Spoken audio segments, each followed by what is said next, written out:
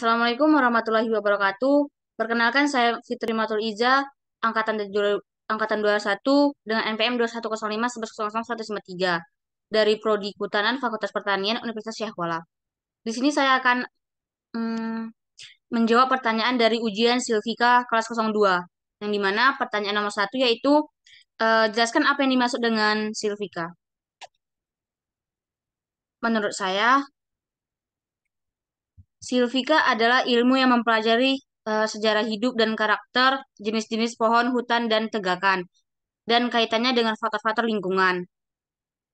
Yang dimana berarti yaitu ilmu silvika ini adalah eh, bagaimana pemahaman mengenai sifat-sifat hidup jenis-jenis pohon serta interaksinya dalam tegakan dan penerapannya dengan memperhatikan karakteristik lingkungan setempat. Berarti tegakan ini adalah yang dimana di dalam hutan itu ada pohon-pohon yang sudah tumbuh. Soal yang kedua, jelaskan tentang morfologi benih tanaman hutan. Di sini saya ambil contoh buah pala,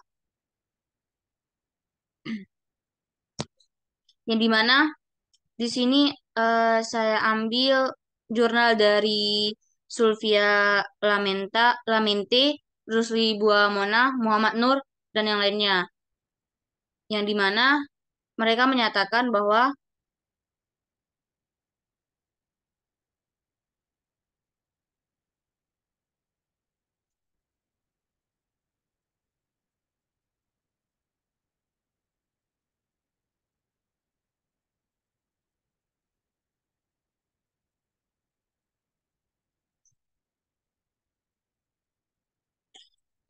mereka menyatakan bahwa benih yang sudah kering dilakukan pengukuran morfologi. Buah berupa panjang dan diameter menggunakan kaliper, dan pengukuran massa buah dengan timbangan digital, menurut Kunial 2013. Selain itu, dilakukan juga pengamatan bentuk, warna, dan permukaan kulit benih pala. Nah, selanjutnya, karakter benih pala berbentuk oblat, bulat, oval hingga lonjong dan sangat lonjong dengan warna benih abu-abu coklat hingga coklat kehitaman menurut Soeroso 2012. Berdasarkan hasil pengamatan didapatkan bahwa Berdasarkan hasil pengamatan didapatkan bahwa benih pala yang didapat pada semua sumber benih berbentuk oval, berwarna hitam kecoklatan, dan mempunyai permukaan kulit mengkilat. Jadi bahwasanya itu pada pengamatan yang telah mereka lakukan bahwa morfologi dari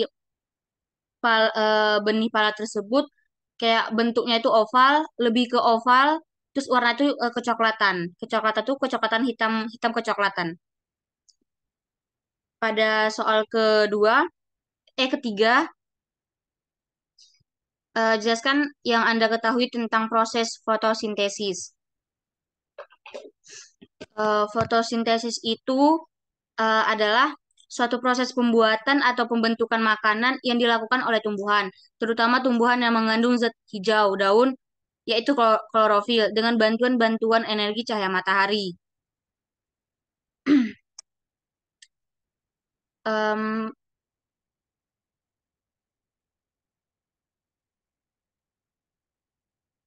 Terdapat 4 unsur penting dalam proses fotosintesis, yaitu cahaya matahari, karbon dioksida, air, dan klorofil atau zat hijau.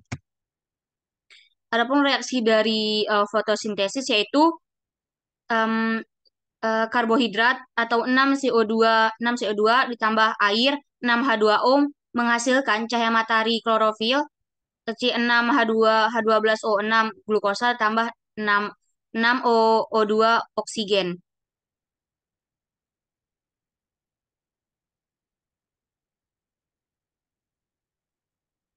Pada pertanyaan keempat, jelaskan yang Anda ketahui tentang proses respirasi. Nah, respirasi itu adalah proses menghasilkan energi dengan memecahkan molekul kompleks menjadi molekul yang lebih sederhana. Proses respirasi umumnya memecah molekul gula sederhana menjadi karbon dioksida, uap air, dan energi. Semua jenis jasad rending melakukan respirasi. Respirasi aerob adalah respirasi yang memerlukan oksigen, sedangkan anaerob itu respirasi yang tidak membutuhkan oksigen. Kayak respirasi aerob itu seperti seperti manusia kita, hewan yang membutuhkan oksigen di udara bebas. Adapun reaksinya itu C6H12O6 glukosa tambah oksigen 6O2 menghasilkan air 6H2O tambah karbon dioksida 6CO2 tambah energi 38 ATP. Adapun soal yang terakhir adalah jelaskan dengan pendapat saya terkait pengaruh hutan terhadap lingkungan. Jadi kalau menurut saya keberadaan hutan itu ternyata ternyata membawa dampak yang kalau menurut saya hutan itu memiliki peranan yang besar bagi kelangsungan hidup manusia maupun tumbuhan maupun hewan. Sebab hutan merupakan penghasil oksigen yang dibutuhkan oleh manusia ataupun hewan maupun tumbuhan. Hutan pun berfungsi untuk menyerap sebagian besar karbon dioksida yang dikeluarkan oleh manusia. Sebab terlalu banyak zat karbon bagi bumi tentu tak baik bagi lapisan ozon. Dari situ mungkin jika tidak ada hutan mungkin lapisan ozon akan menipis dan akan terjadinya dampak buruk bagi manusia. Dampak dari hutan tersebut juga bisa menyebabkan tanah menjadi tandus sehingga akan sulit dipergunakan untuk bercocok tanam untuk manusia. Kerusakan hutan bisa memicu terjadinya berbagai macam bencana yang pada akhirnya akan menimbulkan kerugian, baik itu kerugian material maupun non material, dan bisa hilangnya satwa yang ada dilindungi seperti kayak harimau, gajah, orangutan, badak.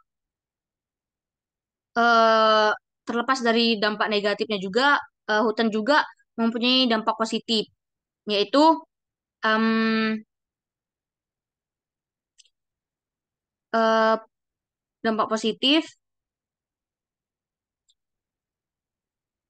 Dampak positifnya tuh mungkin kita bisa menghirup oksigen dari hutannya itu nggak harus bayar. Jadi kita gratis, makanya Allah tuh menciptakan hutan. Nah, fungsi utama dari hutan tersebut juga em, bisa ditumbuhi oleh berbagai jenis tanaman lebat ialah untuk menyerap karbon dioksida yang ditimbulkan oleh manusia, kendaraan bermotor, limbah pabrik maupun sumber-sumber lainnya. Hutan memiliki peranan penting sebagai penyedia air bersih, menurunkan pencemaran udara, pengendalian suhu dan kelembapan, bahkan mencegah bencana alam seperti banjir, tanah longsor hingga tsunami. Yang dimana berarti kehidupan manusia ini tidak terlepas dari hutan, yang dimana berarti kita harus menjaga hutan, menjaga hutan supaya tetap lestari agar anak cucu kita ke depannya itu bisa merasakan bagaimana hutan kita itu agar tetap lestari. Mungkin menurut saya itu saja. Sekian, sekian dan terima kasih. Saya ucapkan terima kasih. Wassalamualaikum warahmatullahi wabarakatuh.